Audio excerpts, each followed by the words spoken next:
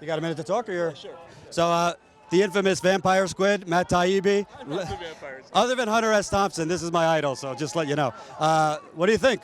You're seeing up close the ground zero Trump.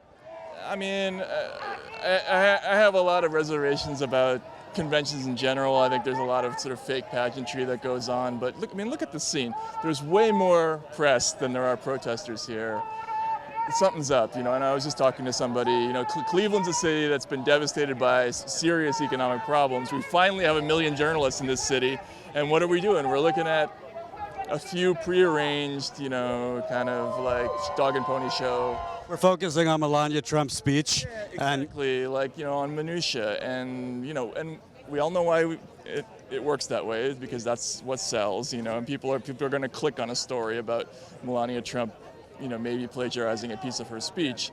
And we all know why we don't cover the foreclosure crisis in Cleveland, because that's complicated and difficult and boring, right? So, but this is just like an exaggerated, parodized version of that divide in the media. I want to ask you about Trump, because you come back in the day, you were in Russia. You lived there for a while, obviously as oppressive as they get in many ways. What are the parallels?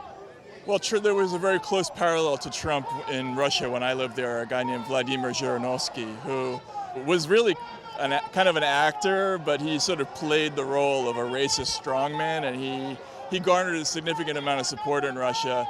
But, Russia was really a mob state where the key decisions were really made internally. The secession from Yeltsin to Putin, that was all done, behind closed doors, smoke-filled rooms.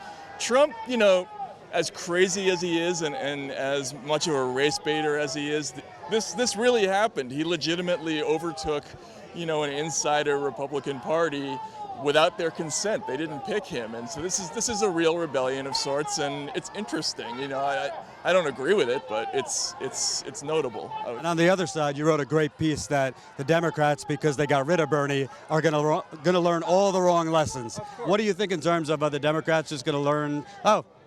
That little progressive outcry we had, it's gone now, so let's go back to business? Absolutely. Look, that's what this convention is. This is not a coronation of Donald Trump. This is really a coronation of the Democratic Party as the one-party state going forward. I mean, the story here is that the Republicans killed themselves. They blew themselves up with this inability to organize themselves. They're cleaved in half. Nobody can see how they can repair it for the next 5 to 10 years.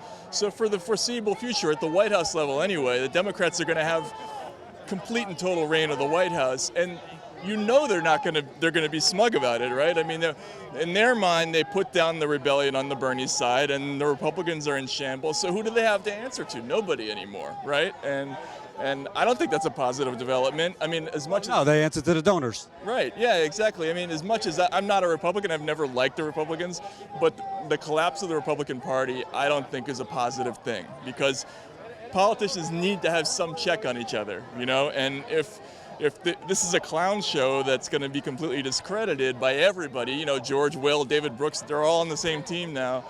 How is that good? I don't know. And real quick, obviously, you were saying all the media here is focused on the minutia. There's new bubbles about to pop. You got the student loan crisis about to pop. All these other things. What are you worried about economically? I mean, all of that stuff, and I think you could say that the real estate crisis might be the next bubble. It was the last one, and it might also be the next one. The same kinds of things that were happening and before 2008 are happening again. You mean Dodd-Frank didn't fix it? No, of course Dodd-Frank didn't fix it. I mean, we have the problem with REITs, these real estate trusts it's the same kind of investment that's based upon this, mixing and disguising of risk.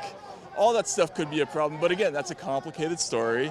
So there won't be any eyes on it. I mean, the last time I covered a convention in 2008 was right in the middle of when the financial crisis was happening, and nobody paid any attention to it. I mean, Lehman Brothers was collapsing, and the cream of the political crop was totally ignoring it because they didn't get it, and that's what will inevitably happen. And the next time we have a financial crisis is, the press will be elsewhere because that story is too hard.